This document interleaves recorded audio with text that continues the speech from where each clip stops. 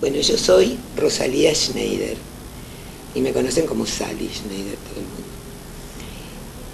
Soy de la primer promoción de la carrera de psicología, de los primeros psicólogos, egresada en 1962. Yo entré en la carrera, en realidad entré a la Facultad de Filosofía y Letras, que es ahí donde funcionaba, ¿no? Como ahora, que es una facultad independiente. Ahí se creó, y se creó junto con Sociología y con Ciencias de la Educación.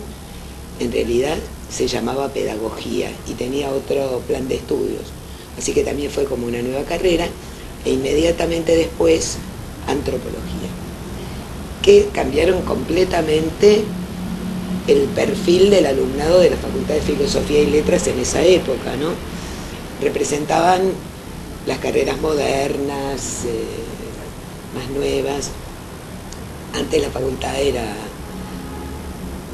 bueno, más conservadora, pero esa presencia de jóvenes estudiantes de ciencias sociales, fundamentalmente, le dieron otro perfil, y también tenía que ver con la época. Un año antes se había creado psicología en Rosario, y había un grupo que viajaba todas las semanas a Rosario para cursar ahí, porque querían ser psicólogos y no había otro lugar.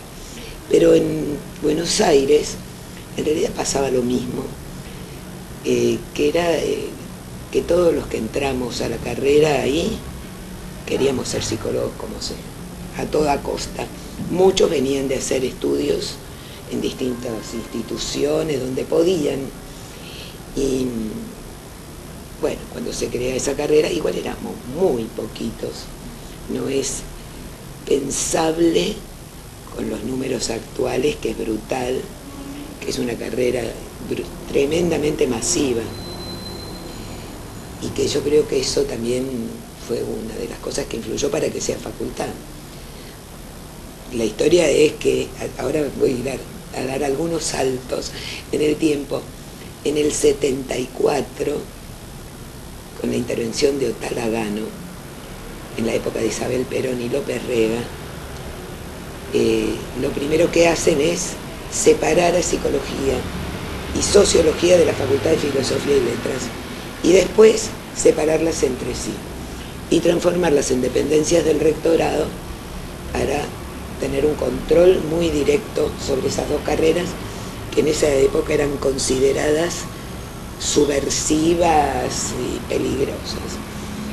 Pero cuando vuelve la democracia, ya no, por lo menos en psicología, no era pensable que volviera Filosofía y Letras o que se incorporara, como pasó con Sociología, a una facultad de Ciencias Sociales, justamente porque era la carrera que más alumnos tenía, como nuevos.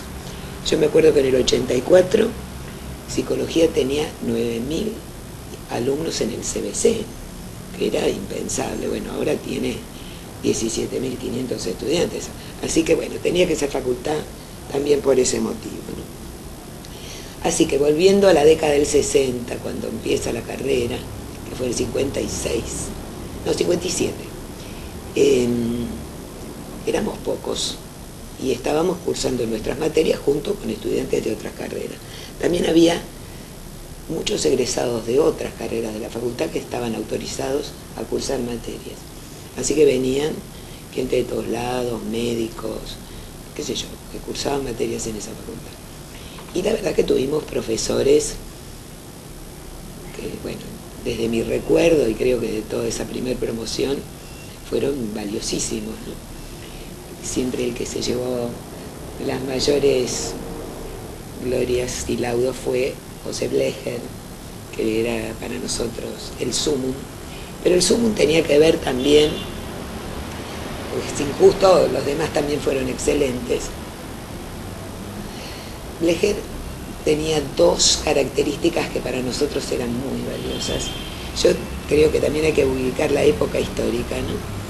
59, Revolución Cubana, veníamos después de también un golpe de Estado del 55, fíjense que el 57 está ahí nomás, con la idea de que la sociedad debía cambiar y que la única forma era a través de una revolución como la cubana, etc. Y Blecher era psicoanalista, cosa que para nosotros era importantísima, y marxista. Digamos, condensaba dos cosas que para nosotros eran valores muy importantes. Y además un tipo macanudo, ¿no? Que tomó él, como todos los profesores en ese momento, un enorme compromiso con la carrera para que exista, para formar gente y para que haya psicólogos. Incluso diría que la mayoría de los profesores dejaron un poco de lado la profesión de origen de cada uno para ver cómo podían describir un objeto propio de la psicología como disciplina. Blecher hacía unos esfuerzos increíbles en los libros de él, de introducción a la psicología, de temas de psicología, se llamaba. El tema era el objeto de la psicología, cuál es y cómo integrar todas las teorías que andaban dando vuelta por ahí y los distintos niveles de integración y qué sé yo. Pero sobre todo, lo que se rescata mucho de él es que no era tanto un tema de estar tan informados, aunque él era un tipo cultísimo, sino de aprender a pensar. Ese era el sentido de estar estudiando, ¿no? Entonces él trabajó muchísimo sobre cómo enseñar. Yo fui ayudante de él siendo niña más o menos, porque la primer promoción terminábamos de cursar la materia y ya estábamos ahí como docentes, porque no había otros. Había sí alguna gente de egresado de filosofía, alguna gente de la asociación psicoanalítica, qué sé yo, pero nosotros íbamos ocupando los papeles de la docencia. Y empezó toda la metodología de los grupos operativos en la enseñanza. Y para eso él trajo a la cátedra de él, que era Introducción a la Psicología, la primera, después pasó a Psicología de la Personalidad, a Fernando Ulloa. Así que teníamos el lujo de tenerlo a Ulloa para que nos enseñe a coordinar los grupos de estudiantes. Realmente fue espléndida esa experiencia. Bueno, estaba Butelman, que fue director del Departamento de Psicología, que hace muy poco la facultad hizo un homenaje sobre Butelman, que realmente era, yo en broma en el homenaje decía que era para nosotros la biblioteca de la editorial Paidós con Pipa, porque realmente tipo de conocimiento increíble, que enseñaba historia de la psicología y que enseñaba psicología social. Bueno, estaba Telma Reca, que era el primer servicio de psiquiatría infantil en un hospital general, en clínicas, que era el hospital escuela, ¿no? Y que ese servicio de ella también pertenecía a la Facultad de Psicología, estaba escrito. Después se perdió, con todos los avatares.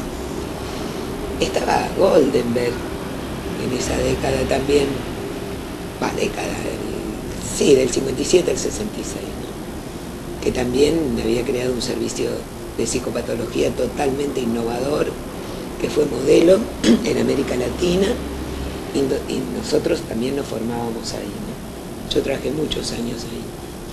Los primeros psicólogos nos íbamos ahí, incluso recibidos trabajando ahí para seguir formándonos con él y con la gente que estaba con él. Que fuimos también los primeros psicólogos del servicio. Y era un periodo muy intenso, con mucha participación, porque nosotros éramos los que buscábamos a los profesores, los que discutíamos los contenidos de las materias, participábamos a nivel del gobierno de la facultad, muchas veces decidíamos a quién había que traer y a quién había que echar, si no nos gustaba.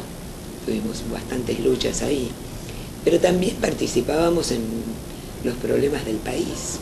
En esa época el movimiento estudiantil era muy fuerte, era un eje protagonista de los acontecimientos que ocurrían, junto con el movimiento obrero y otros sectores.